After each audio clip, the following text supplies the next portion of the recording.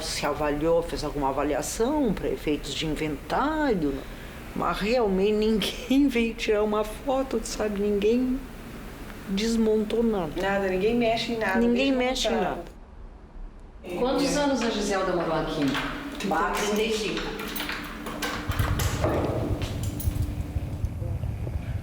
Bom, parece que está começando a gravar.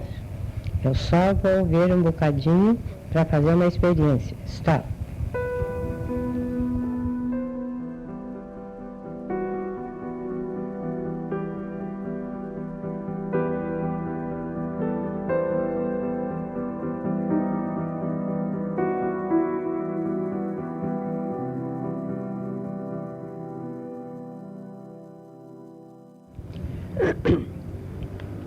A mais importante característica da segunda metade do século XX foi o despertar da consciência do cidadão, que passou a reivindicar participação no processo social e político do seu país.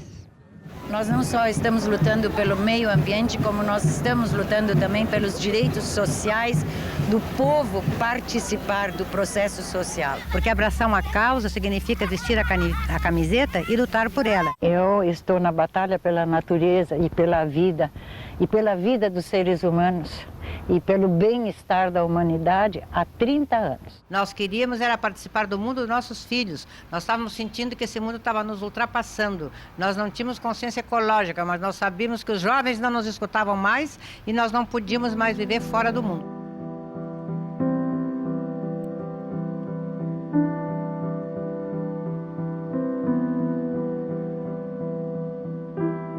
Era o tipo de mãe que nós tínhamos, não era aquela mãe que saía para fazer compra, eu tomava chá com as amigas, eu achava aquilo até maravilhoso, como é que será, né? Porque a minha estava sempre em algum lugar do mundo, salvando o mundo, né? Como pra nós, a gente era uma coisa desde pequeno, então pra mim a minha avó, ela era aquilo, sabe? Ela viajava, ela ia com a dona Magda falar na África, tipo, a avó das pessoas fazia crochê e a minha avó ia pra África, sabe? Tinham coragem, não tinham medo de botar o pé na porta, né? Tem várias histórias ali que a gente conta delas, assim, algumas delas as pessoas não acreditam, né? Como é que aquelas duas senhorinhas fizeram tanta coisa.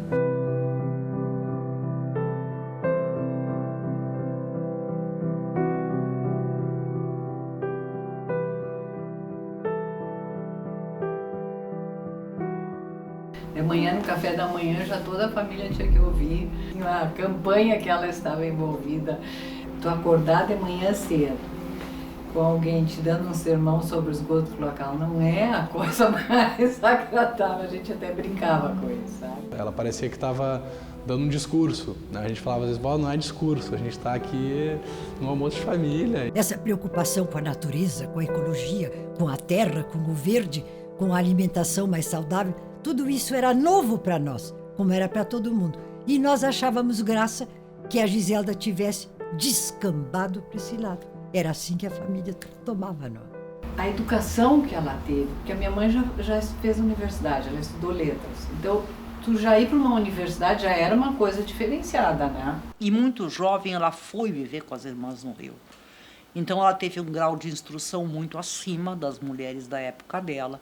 Ela foi secretária executiva trilingüe. As senhoras de um extrato social mais alto, famílias tradicionais do seu estado, com uma imensa cultura, juntas falavam 7 ou 8 línguas, né? Mas isso não faziam isso academicamente, não faziam isso teoricamente, eram ativistas, eram militantes. A vida era conquistar, traçar um objetivo, né, lutar por aquele objetivo, ir para a rua se necessário, tomar chuva, enfrentar a polícia se necessário e obterem um resultado concreto que elas haviam sentado antes, dito, nós vamos obter isso. Como foi o encontro dela com a Giselda Castro, eu não sei. Eu sei que, de repente, era Magda e Giselda, Giselda e Magda.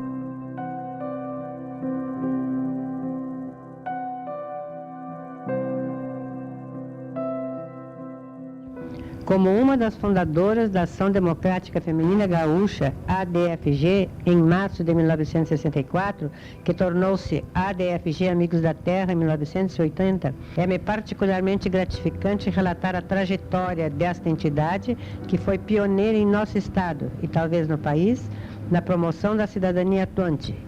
A Giselda foi fundadora da ADFG, a Magda entrou depois. Bom, para mim, o início da ADFG foi quando foi lançada a Marcha da Família em São Paulo. Isso que deu assim o tom de alerta, né? E se formou aqui também a Ação Democrática Feminina Gaúcha.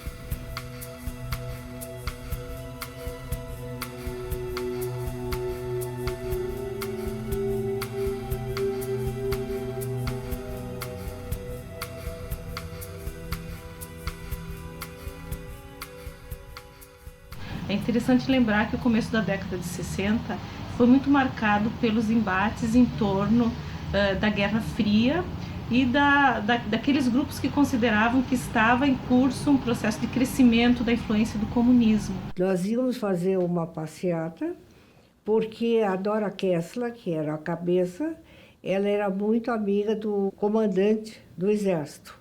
E ele que incentivou para nós irmos sair para a rua, como já tinha acontecido em São Paulo. É significativa a presença de mulheres da alta sociedade, da classe média nessas marchas. No título dessas marchas aparece a família e a liberdade, que seriam instituições ou valores ou direitos que se perderia se o Brasil fosse para o lado do comunismo. Para mim o comunismo é horrível. Todas senhoras nos juntamos e era para ser uma passeata. Isso, por fim, não foi possível, porque já no 30, 31 já resolveu tudo, né?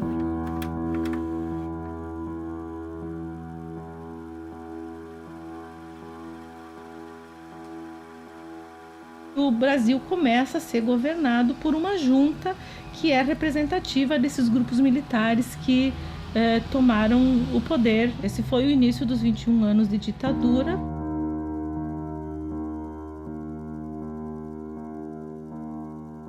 As coisas se atropelaram, então nós ficamos sem objetivo político. Então nós nos resolvemos dedicar a obras assistenciais.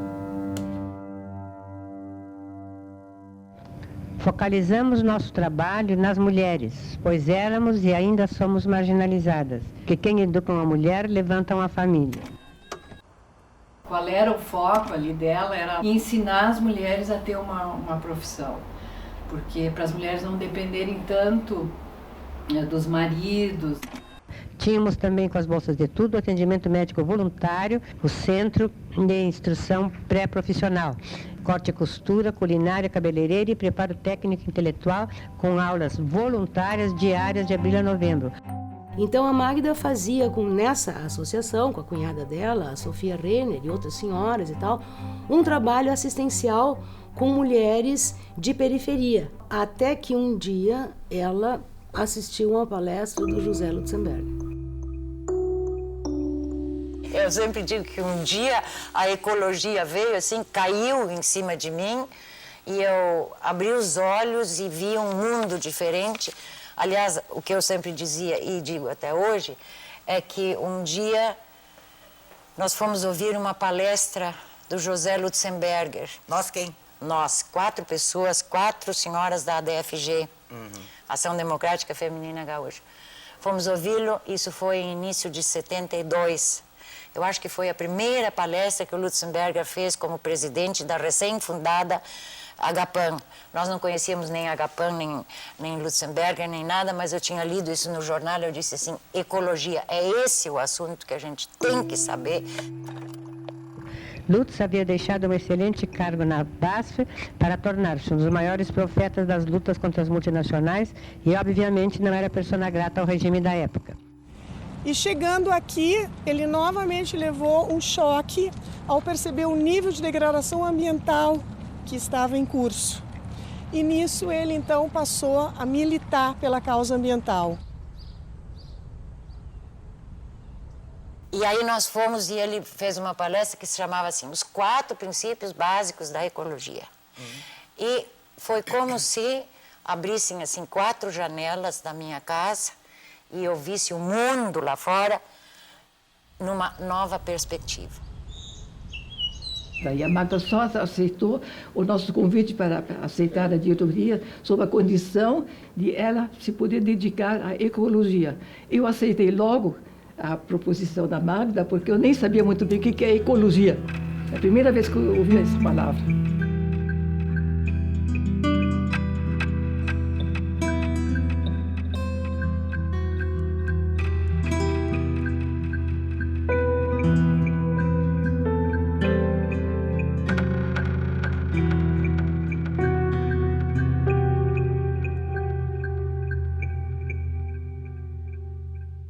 Sempre foi uma atuação muito pautada pelo coletivo, então era reunião com a Agapan, com outras entidades, né, ecológicas, assim, não só do Rio Grande do Sul, mas do Brasil, de modo que elas juntas ganhassem força e conseguissem, né, emplacar algumas das demandas, então, junto às autoridades competentes.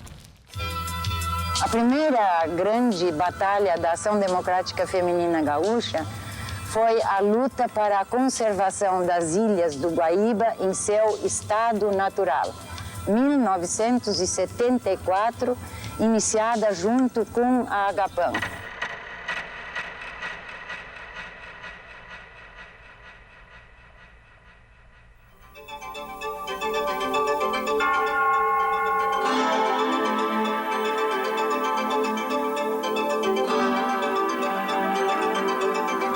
Uma das iniciativas muito alvissareiras é a coleta do lixo seletivo. Aliás, uma campanha que a nossa entidade, a Ação Democrática Feminina Gaúcha, já lançou em 1975. Em quase todo mundo foi os grupos de ecologistas que insistiam para que o tratamento do lixo fosse especial, tá? Fosse ecológico. Conseguimos ensinar muita gente, mas elas saíram paralelo e já deram aulas aqui em Porto Alegre. Iniciaram a primeira coleta seletiva, as pessoas levando o lixo até lá, o lixo seco, né, chamado lixo seco, que poderia ser reciclável, lá na própria sede delas. Foi a primeira campanha de coleta seletiva feita no Brasil, foi feita pela DFG no começo da década de 70.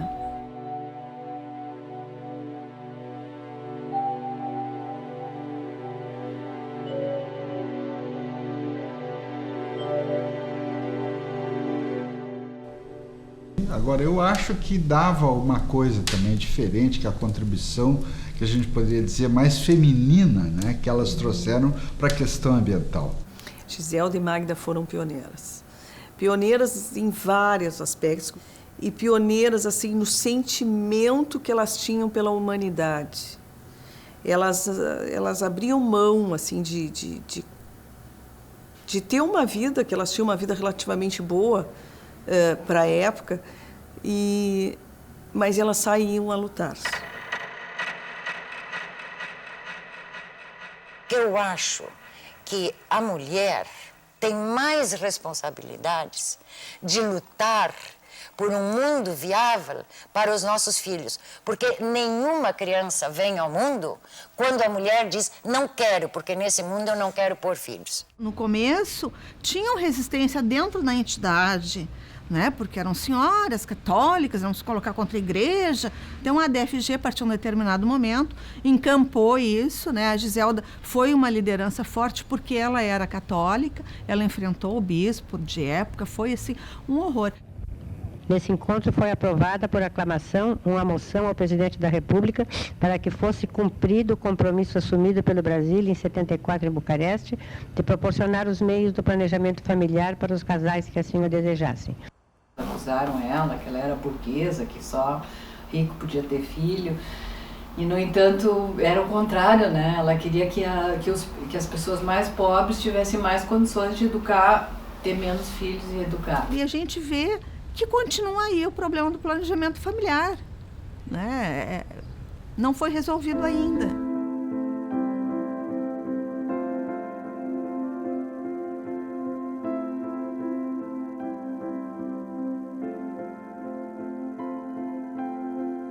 A ideia era botar a floresta abaixo e fazer um condomínio de luxo.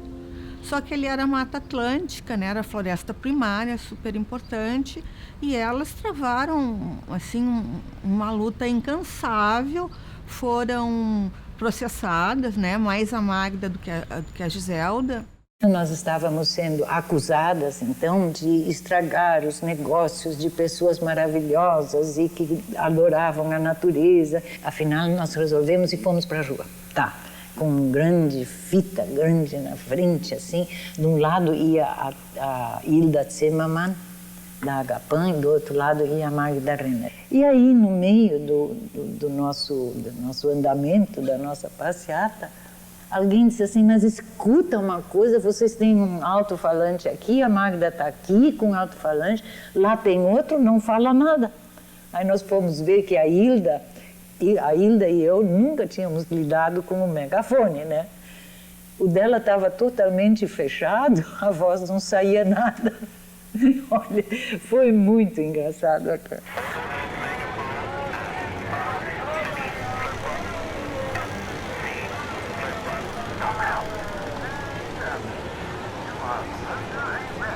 Aquele elas conseguiram impedir, né? Oroville não saiu. O movimento ecologista no Rio Grande do Sul, se não um dos pioneiros no Brasil, foi impulsionado decisivamente pelo odor fétido exalado pela então Beauregard, que fazia adoecer os cavalos do ar azarado de Breno Caldas, o poderoso diretor da empresa jornalística Caldas Júnior. Consequentemente, em seus jornais e, sobretudo, na Folha da Tarde, abriu espaço para as reivindicações de ecologistas. Elas tinham, né, a Magda e a Giselda tinham um temperamento bem diferente, né? A Giselda era mais explosiva, a Giselda se expunha muito mais, né? E a Magda era mais reservada, mais assim, uma senhora da sociedade, uma senhora fina. Dona Magda, tem se falado muito agora das novas pressões dos fabricantes para impedir que entre em vigor uma lei que exija que todos os detergentes sejam biodegradáveis. Você acha que novamente vai se protelar essa decisão? Nos parece que novamente vai se protelar essa decisão.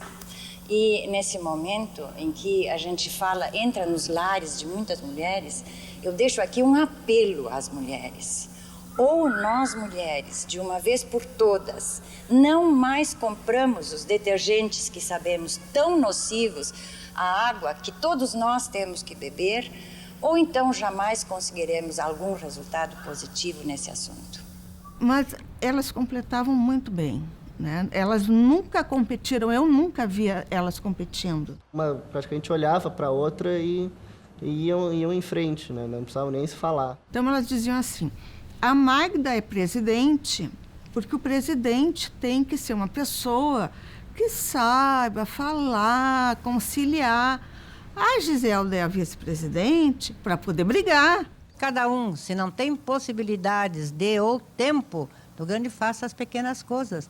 Desde não jogar um papel no chão, desde você dar o trabalho de separar o lixo na sua casa, desde fechar a torneira bem fechada. Meu marido briga todos os dias que deixa pingando. Você diz ecologista e eu vou atrás para fechar a torneira. Quer dizer, do pequeno passo, do pequeno se vai ao grande. O sea, quando Giselda hablaba, había que escuchar y quedarse callado, ¿no? Porque hablaba, ¿no?, con mucha fuerza y con mucha autoridad, ¿no? Te podían estar hablando con el presidente del Banco Mundial y el tipo se tenía que quedar calladito escuchándola, ¿no?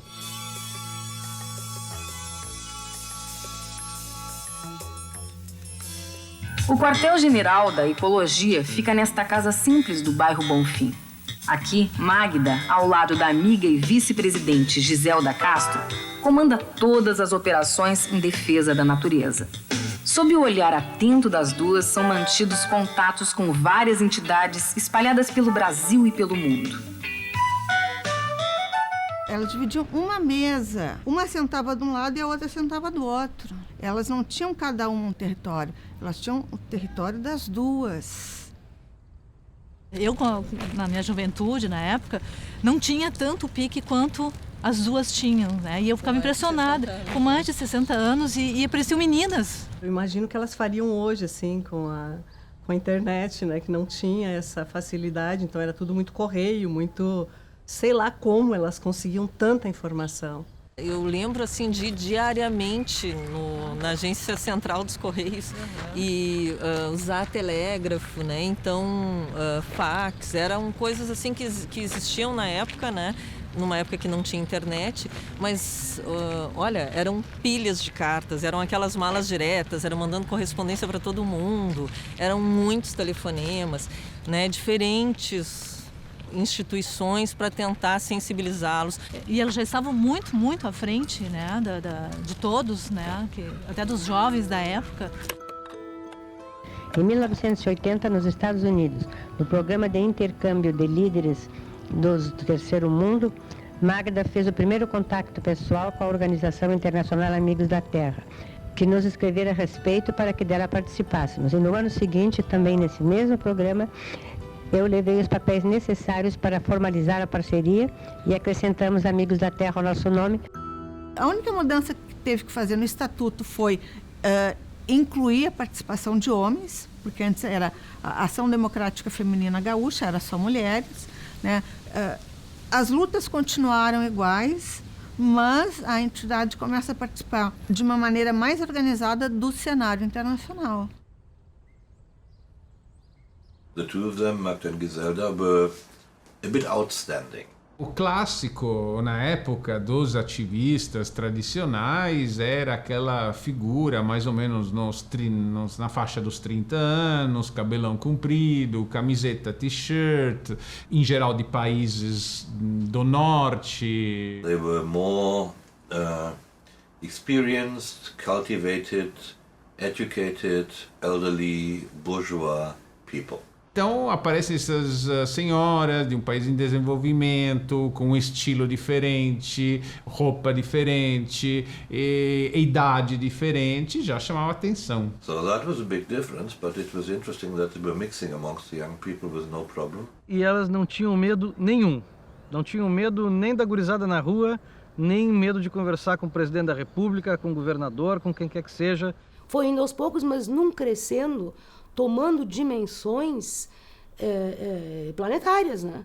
Porque lá pelas tantas estava Magda e Magda e Giselda falando na ONU. Só no tempo que eu estive lá, elas percorreram todos os continentes. Então elas eram convidadas para qualquer encontro, congresso, né? Elas iam representando o Brasil, representando os Amigos da Terra, né? Elas participavam de eventos promovidos pela ONU, fizeram parte da Coordenação Internacional dos Amigos da Terra, participaram da fundação da Rede Internacional de Ação contra os Pesticidas, do Movimento Mundial em Defesa das Florestas Tropicais. Inclusive, uma das fundadoras foi a indiana Vandana Shiva, que é reconhecida mundialmente. E por 2 anos, tanto a Magda quanto a Giselda integraram o Comitê de ONGs junto ao Banco Mundial. Uma das histórias que a mãe mais gostava de contar foi uma assembleia do Banco Mundial na Holanda, lá, que estavam reunidos para discutir financiamentos de projetos e que havia discussão se financiar projetos que agrediam a natureza. Estavam todas as entidades ecologistas importantes do mundo presentes, o Greenpeace, o WWF, o Amigos da Terra, lá, e o Banco Mundial fechou a assembleia e não queria deixar que elas participassem, né? Aí discutiam, vamos invadir, não vamos invadir. Mas é aquilo, mas se invadissem os jovens, iam tomar um cacetaço, ia dar uma bela imagem no noticiário, mas não ia ter eficácia. E para elas o paradigma sempre era a eficácia da ação. Não, então vamos nós. Então, 2 sexagenárias abriram a porta, passaram pela segurança que não tiveram coragem de pará-las, abriram a porta da plenária, entraram na plenária gritando com cada um na sua língua. O resultado é que interromperam a assembleia e só reabriram com a presença das entidades.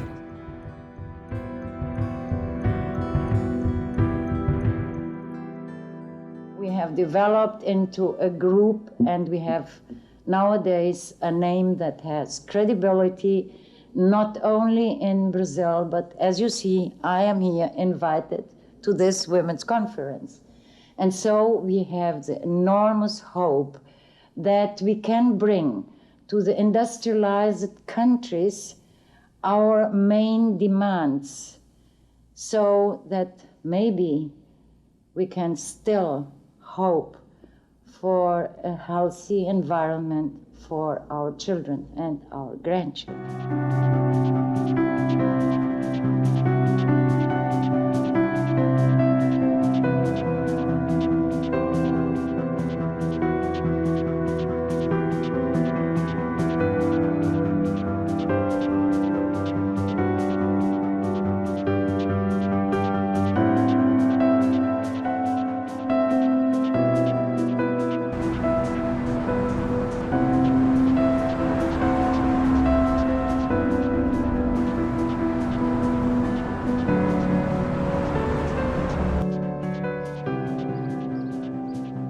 Zelda y Magda tuvieron un papel muy importante en Amigos de la Tierra Internacional porque fueron el primer grupo de América Latina en ingresar a la federación y por lo tanto en traer la perspectiva de América Latina a nuestra federación internacional.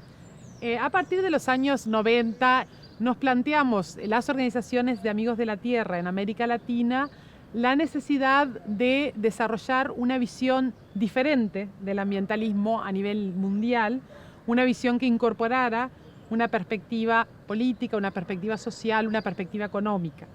Y en ese sentido, con Magda y con Giselda, trabajamos muy de cerca en nuestra militancia en Amigos de la Tierra Internacional, tratando de mostrar otra perspectiva del ecologismo, del ambientalismo desde el sur, desde los países del sur. They helped Europeans understand Latin America, they helped Latin Americans understand Europeans. They helped younger people learning to respect the older. That at that time it was still not easy in Brazil to communicate that the development of the country, important as it was in particular to combat poverty, could not be just any development or just quantitative growth, but should respect certain limits of the environment. Y Magda y Giselda eran muy fuertes en esa concepción de que era necesario que la lucha fuera una lucha internacional, de que era necesario trabajar conjuntamente, colectivamente, a nivel internacional, para enfrentar los problemas. E además esos problemas não têm fronteiras. No encontro, Magda Renner, presidente da ADFG Amigos da Terra, apresentou um relatório da Semana em Berlim, realizado em setembro, onde o Movimento Ecológico Internacional protestou contra a política desenvolvimentista do FMI e do Banco Mundial. Tanto Magda como Giselda ponían mucho énfasis en el papel de las empresas transnacionales y también ponían mucho énfasis en las negociaciones comerciales como un problema central que teníamos que atacar. Todas as nossas campanhas importantes, a partir da criação do Departamento de Ecologia, foram contra políticas resultantes das atividades de companhias ou conglomerados estrangeiros, todas elas braços ou ramificações dos instrumentos de dominação denunciados por Lutzenberger quando de sua volta ao Brasil. Fomos a primeira organização no Brasil a denunciar um incêndio promovido pela Volkswagen na Amazônia. A Volkswagen, na verdade, ela adquiriu uma propriedade, uma fazenda que se chamava Rio Cristalino e ficava no sul do Pará. Para pôr o gado tem que queimar a floresta e plantar capim. Só que uma empresa chamada Volkswagen faz isso numa escala gigantesca. É tal o incêndio que se percebe do Skylab americano. A Magda Renner, sensibilizada, escreveu uma carta, assinando pela ADFG, para o Wolfgang Sauer, que era o presidente da Volkswagen no Brasil. Como é que uma empresa tão importante, enfim, que não fazia esse tipo de atitude devastadora na Alemanha, vinha para o Brasil, então, para desmatar e queimar a floresta? Aí o Wolfgang Sauer respondeu para Magda Renner, e se desculpando, disse não, que estava tudo certo, porque na verdade assim, o Código Florestal na época ele permitia que se queimasse, se destruísse 50% da área, de qualquer propriedade que a pessoa comprasse na Amazônia. Lembrando que o Sauer ele fez uma ameaça, dizendo que se elas continuassem com isso, poderiam ter consequências bem desagradáveis para a DFG. E então, em Rio Cristalino, provoca uma celeuma, é uma repercussão internacional de um tema que seria local. A gente pode dizer que é uma manifestação do protagonismo delas como ambientalistas, né? Elas tomaram a frente nessa luta, porque elas que fizeram o primeiro contato. Após uma visita do cônsul da Alemanha em Porto Alegre e a veemente defesa de Lutzenberg e do urbanista Burle Marx diretamente à diretoria na Alemanha, o episódio encerrou-se sem problemas, havendo exponencialmente promovido a DFG no cenário político da nação e da comunidade ecologista, mesmo fora do Brasil. Iniciou-se assim a campanha permanente pela preservação da Amazônia, que evoluiu para uma participação ativa na luta internacional pelas florestas tropicais e seus habitantes. Isso aqui é em prol de um código florestal que realmente proteja a floresta, em vez de legalizar uma exploração absolutamente criminosa das nossas riquezas naturais. A grande ajuda que elas me deram foi quando, no Pará, se estavam construindo uma grande hidroelétrica chamada Tucuruí. Eu fui dar um curso lá, eu era um dos únicos contrário à indústria química, que enfrentava a indústria química igual, e eu dou minha aula e digo, olha, agora eles estão pretendendo usar herbicidas para dessecar a floresta. No dia seguinte,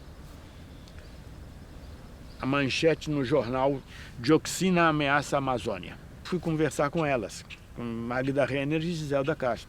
Elas então telefonaram para o secretário especial da Presidência da República, Paulo Nogueira Neto, e colocaram o Sebastião, funcionário federal do Ministério da Agricultura, à disposição para que fosse a Amazônia comprovar o que tinha afirmado. Ele era um veneno que havia sido usado no Vietnã, na Guerra do Vietnã, para limpar as florestas e poder se perceber a ação dos Vietcongs lá, e ele já era uma substância banida. Nós encontramos esse herbicida. A empresa era Dow Chemicals. Vira a lata e no fundo está escrito assim, US Army. É uma lata com um selo, carimbo de fogo militar. Magda Renner então conseguiu com o Instituto Forense do Estado do Pará que eles mandassem amostras para a Suécia. E foi constatado a presença nos ossos, na terra, no solo e nos restos de planta, de folhas, os resíduos de agente laranja no Pará. Foi um trabalho que não houve uma repercussão maior, porque era um escândalo. E os escândalos no Brasil, eles são comprimidos até serem esquecidos e passarem com o tempo. In third world countries, the industrialization process promoted by transnational corporations and financially supported by international development aid agencies and national governments has taken to ruthless exploitation of natural resources and has violently contributed to eco and ethnocide, as in the case of the tropical forests and their inhabitants. And this process also has definitely marginated all the poor people from the development process, from the social process, from the access to work. The Green Revolution, imposed on third world countries by decisions taken at the FAO in New York and directed by agrochemical transnational corporations, pretending to save our countries from pests, from hunger, from diseases. This revolution has instead created new pests, has eroded the soils, has contaminated all our sources of life, has concentrated land ownership and dislodged thousands of small landowners and rural workers.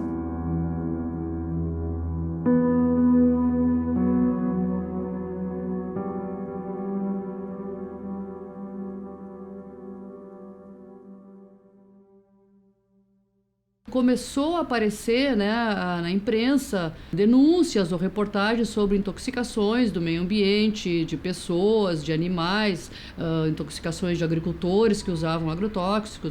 Depois análises laboratoriais começaram a mostrar contaminação nos alimentos, né? Os consumidores começaram a se preocupar e se começou todo um movimento para se estudar um pouco mais a fundo o uso dos agrotóxicos aqui no Brasil.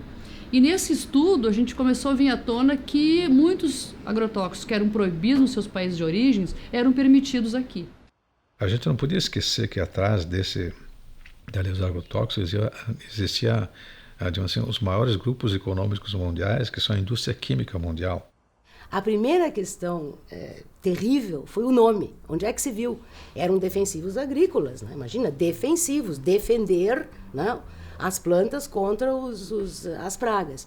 Então, esse nome agrotóxicos foi assim, o primeiro escândalo nessa matéria, né? Elas que puxaram toda a mobilização das entidades civis para o encaminhamento no que resultou a lei dos agrotóxicos.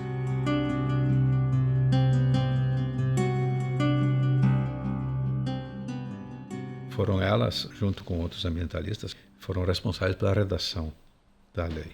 A gente queria assim, mas como é que nós vamos fazer? Será que nós temos competência técnica para poder fazer a avaliação desses produtos?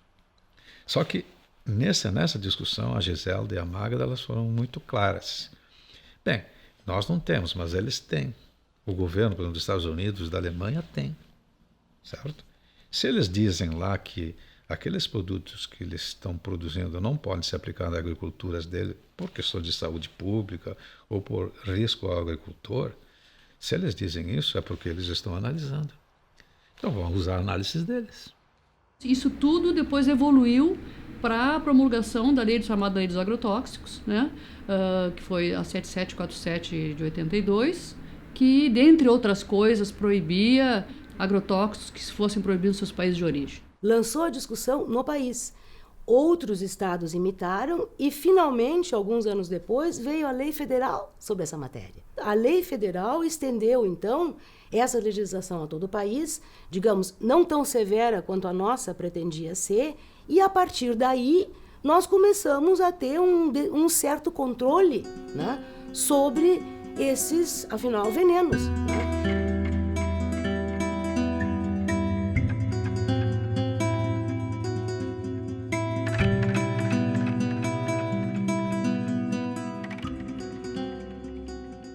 Uma vez, por exemplo, a gente estava almoçando, o vô, eu, e aí toca o telefone, aí o vô vai lá atender, era inverno, aí o vô olha para mim, era a Marta, da delegacia. Eu assim, como assim, vô, da delegacia? Sim, elas estão todas lá na delegacia, elas foram detidas porque elas estavam num protesto na frente, era uma empresa de pesticidas, e aí elas tentaram ser detidas com água, com mangueiradas, e elas não pararam, aí a polícia interveio e aí elas foram parar na delegacia e o papel do meu avô era o quê? Ir lá com o carro motorista e uma pilha de todos os cobertores e roupas que ele pudesse trazer, porque estavam todas as senhoras lá passando frio, podiam pegar uma pneumonia na delegacia. Nós, naquele momento, lutávamos contra a ditadura. Lutar, por exemplo, contra uma medida do governo, que era aquela de financiar agrotóxico, implementar consumo de agrotóxicos, coisa parecida, era uma luta contra a ditadura também. Desde o primeiro momento, traçamos nossa linha de ação. Absoluta independência político-partidária e de interesses econômicos imediatos, como já frisei antes, e de credo religioso também. Queríamos ser as únicas responsáveis por nossas ações. Assim o expressamos a presidente Castelo Branco em 64 em Porto Alegre e a Ernesto Geisel em 76 em Brasília. Eu não me lembro de presidente da República que elas não tenham tido contato, só falta dizer que tiraram satisfação. Ela e a Giselda conseguiram uma entrevista com o Geisel, na época, ditadura. E elas fizeram uma coisa incrível, assim, diz que chegou uma hora que o Geisel bateu na mesa, assim, e disse, eu me recuso a falar sobre a Amazônia com as senhoras. E, segundo ela, não estava junto, mas eu não duvido nem um pouco que ela botou o dedo na cara dele por causa da energia nuclear.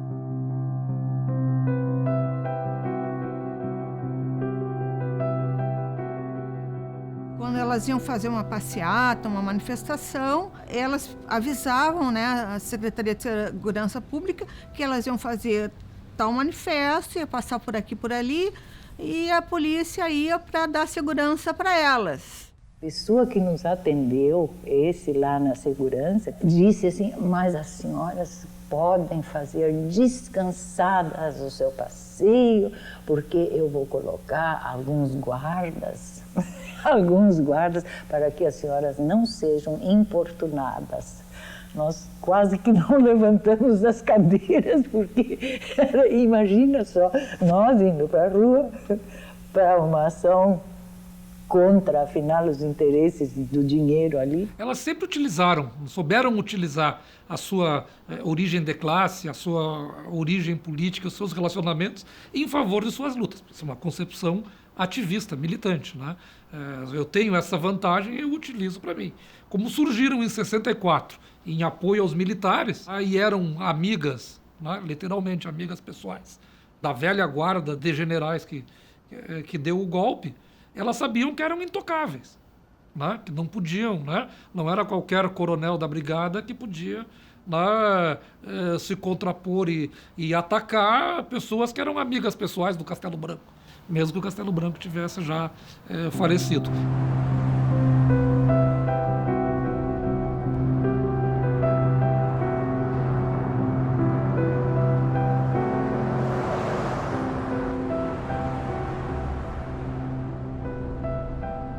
O Serviço Nacional de Informações foi criado em 64, né, logo após o golpe de Estado, né, com a finalidade de ser, de acordo com as palavras do general Golbery, uma CIA voltada para dentro, né.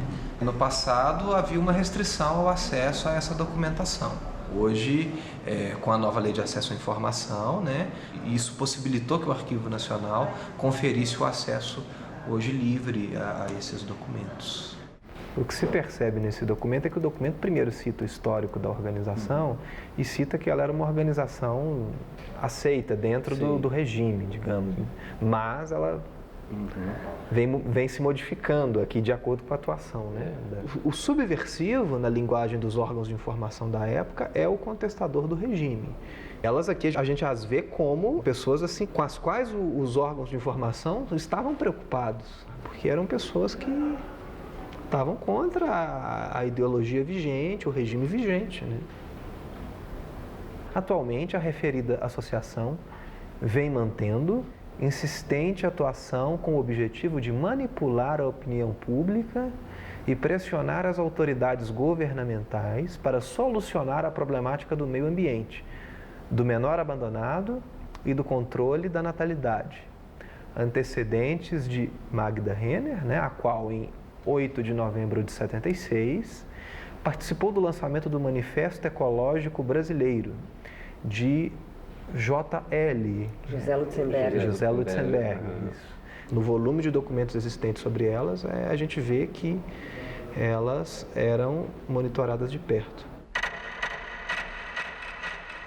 O regime tinha uma visão completamente autoritária e, em muitos aspectos, completamente ignorante de algumas causas que eles confundiam como se qualquer coisa que se fizesse era subversão.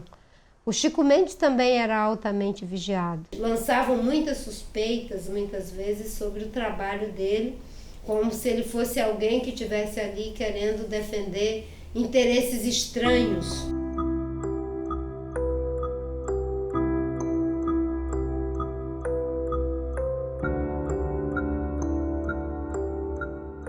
Em 1989, com o assassinato de Chico Mendes, a DFG-ADT manifestou-se imediatamente ao presidente da República, ao ministro da Justiça, ao diretor da Polícia Federal e ao governador do Acre.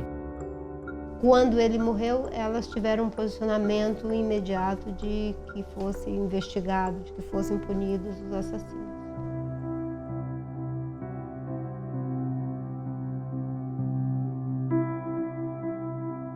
O ecologismo, sendo uma luta cidadã, essa bandeira foi fundamental para que pudéssemos exercer nossas atividades no momento político em que se vivia. A campanha nacional constituinte foi instalada em sessão solene, dia 1º de fevereiro de 87. Os trabalhos começaram com o deputado Ulisses Guimarães sendo eleito o presidente da Constituinte e da Câmara. E elas tiveram um papel super importante nessa fase da Constituinte, principalmente rechear o artigo 225, que foi o grande marco da legislação ambiental no Brasil nesse período de governo pós-redemocratização. Em geral, o movimento ambientalista não estava muito preparado para aquele corpo a corpo em Brasília com os parlamentares. Então, elas foram precursoras nisso, né? Entendendo a importância, às vezes, da presença em Brasília. E eu me sentia muitas vezes muito sozinho e com muita responsabilidade, né? Mas elas me reconfortavam porque eu sabia que qualquer momento que eu precisasse era só dizer eu preciso de vocês, e elas estavam lá no dia seguinte. E elas faziam um trabalho de lobby, que é gabinete a gabinete, perguntar para o deputado como ele ia votar, como ele não ia votar. Como elas eram gaúchas, era muito engraçado, porque às vezes eu encontrava nos corredores uns parlamentares lá do Sul, diziam, ó, diga o que eu preciso votar, mas me livre das moças. E eu me lembro bem de estar em Brasília e de Magda e Giselda fazerem esse papel que elas sempre fizeram, o de abrir porta, né? Então nós estávamos lá fazendo todo aquele movimento de protesto e com uma quantidade de gente vinda do Brasil inteiro para discutir as questões ambientais, né? A Giselda subiu lá a rampa com o pessoal e nós acabamos, de alguma maneira, com as duas senhoras elegantes na frente, elas puxaram o carreto de todo mundo para dentro da sala do Ulisses Guimarães.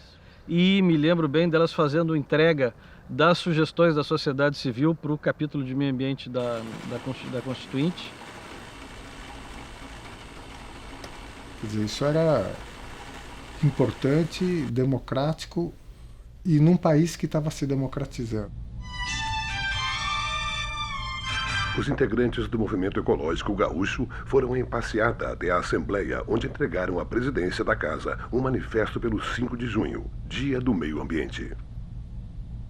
As entidades ecológicas do Estado prometem ficar de olho na Constituinte e nas promessas de quem disse que iria lutar pela natureza. Porque é algo que ainda é relativamente muito novo no Brasil e pelo qual nós lutamos, a minha entidade, é o controle do Poder Legislativo e do Executivo. Em termos de Constituinte, em termos de nova Constituição, eu diria que o mais importante é o mecanismo de participação popular. E aí está exatamente o que é o ecologismo. É o cidadão que reivindica a participação no processo social. Elas eram as portadoras das informações que criavam o problema e que nós, do poder público, tínhamos que buscar a solução. Políticos ainda não dão a atenção suficiente ao que é a ecologia e ao que é o desenvolvimento sustentável. Os municípios, os estados, a União, seus governos, os funcionários públicos, eles foram criando um distanciamento do povo. Então, eles esqueceram que eles são empregados do povo. E pessoas como a Magda e a Giselda, eles lembravam às administrações públicas que eles deviam prestar contas. A causa ambiental, a liderança ambiental, se ela está acesa e como estava com a Giselda, como estava com a Magda, com o Lutz, como estava bem acesa, ela mantém o poder público em guarda permanentemente, 24 horas por dia. Basicamente, nós queremos o cidadão instrumentalizado para ele poder ter poder para controlar o poder. Por conta da força que a Magda e a Giselda tinham juntas, elas também se revezavam, né, na participação em muitos comitês e comissões. Elas tiveram, por exemplo, atuação em Brasília, no Conselho Nacional do Meio Ambiente. A Magda atuando em Brasília, a Giselda depois, né, atuação tendo sido tão significativa, ser reconhecida a ponto dela ser chamada, então, para ter um cargo, né, na prefeitura. Então a Giselda passa a ser uma espécie, no meu governo, de secretária especial para o Rio Guaíba. A programação terminou com um abraço ao Rio Guaíba e serviu para mostrar que o rio é de todos e que todos devem se preocupar com ele. Então, o povo abraçando o Guaíba, irmanado nesse sentido, no Dia Interamericano da Água, significa que compreendeu a mensagem e vai também lutar. Ela veio de fora da sociedade para dentro do governo e nos ensinou. Tinha uma compreensão da questão ecológica muito superior ao que nós tínhamos no governo.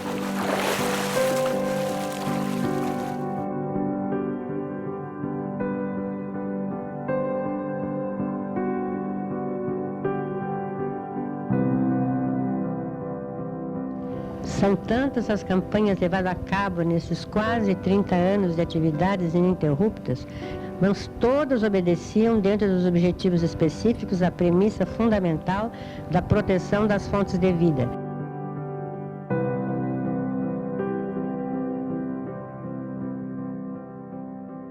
Nós não podemos legar aos nossos filhos e netos e etc. um mundo totalmente exaurido e um mundo totalmente poluído e contaminado. No início nós pregávamos saber consumir para melhor viver, mas hoje nós dizemos reaprender a viver para não ser consumida. No entanto, as catástrofes que se multiplicam em consequência dos avanços incríveis da tecnologia, desencadeando degradação ambiental e desagregação social, não são e não estão sendo, não foram e nem são suficientes para sensibilizar os donos do poder. Em 92 foi preparado e estava destinado a ser o encontro dos ecologistas do mundo inteiro e todos vão lutar juntos e os nossos governos todos vão nos apoiar e vão lutar juntos. Ninguém, nenhum único país cumpriu com aquilo que assinou em 1992. Nem um único país. Isso foi o ponto mais alto e o primeiro passo para a decadência do movimento. Essa luta ecológica é muito ingrata. Tem que dizer, os resultados, o investimento que elas fizeram, Giselda, Magda, as mulheres lá da DFG e coisa, elas investiam o melhor de si. E o resultado é muito pequeno. Todos os setores da sociedade se adonaram ou englobaram o vocabulário ecologista. Hoje falam em Mãe Terra e as florestas e não sei o que mais, tudo englobaram, tu podes ver. E com esse vocabulário criam a ilusão de que estejam fazendo alguma coisa pela ecologia. O mercado percebeu que as questões ambientais são altamente rentáveis. E, no meu ponto de vista, acabou desvirtuando a ideia de proteção ambiental e transformou tudo num mercado. Então, assim, esse ambientalismo que a Magda e a Giselda viveram não existe mais. Eu acho que elas são heroínas de um momento e construíram uma história que hoje tem mais sentido, talvez, do que teria lá atrás.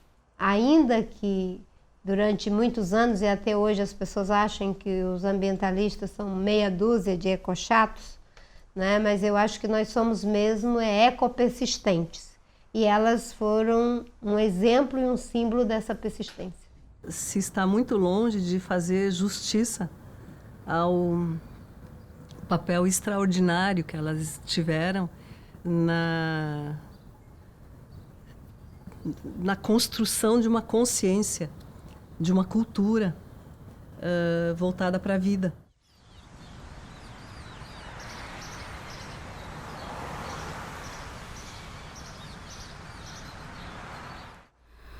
Começou a se manifestar o esquecimento, a ausência, né? A ausência.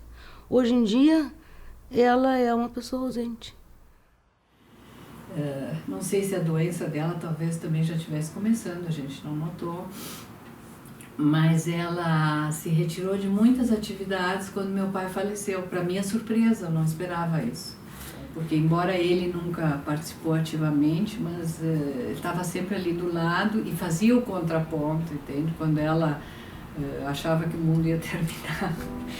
E realmente nunca se incomodou porque ela vivia no olho da rua. Ele realmente sempre apoiou. Depois ele até veio participar mais de perto na questão do meio ambiente. E dali, no momento que o pai morreu, eu diria que ela praticamente foi desligando. Não era exatamente um Alzheimer, mas eram sintomas de Alzheimer. Ela fazia microderrames. Talvez ela tenha escolhido, não quero mais ver, não quero mais saber. É possível que ela tenha se recolhido.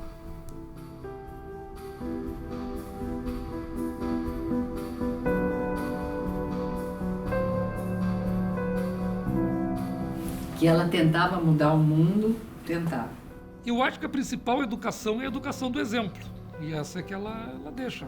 Era uma frase recorrente dela, que a gente tinha que continuar a luta, que ela não ia viver para sempre. Eu tenho um orgulho imenso do que foi feito. Quando eu era mais jovem e tal, eu criticava isso nela. Vamos dizer assim, pelo exagero. Hoje, eu olhando para trás, eu entendo perfeitamente. Ela foi uma precursora, ela com a Giselda e o Lutzenberger. Os três foram precursores de uma consciência ambiental. Eram absolutamente incansáveis em acorrer e socorrer y hacer aquello que a conciencia de ellas ditaba. Lo bueno de Giselda y Magda es que dejaron tras de ellas una organización que es pequeña pero muy fuerte, que es el núcleo de Amigos de la Tierra Brasil. A gente, né, vive um ambiente cheio de histórias, cheio de relembranças, assim, dessa postura, né, da Giselda, da Magda, das mulheres da FG, né, continuaram no nosso conselho consultivo. Se você acredita naquilo e você tem alma e tem ética com relação àquilo, isso vai te transformar e essa jornada vai ter valido a pena. Essa é a visão, assim, para mim, universal, assim, da Magda e da Giselda. E a sorte de uma ter encontrado a outra, de pelo menos ter uma outra pessoa para falar e dizer, não, eu não tô louca, tem mais alguém que tem a mesma visão que eu, sabe?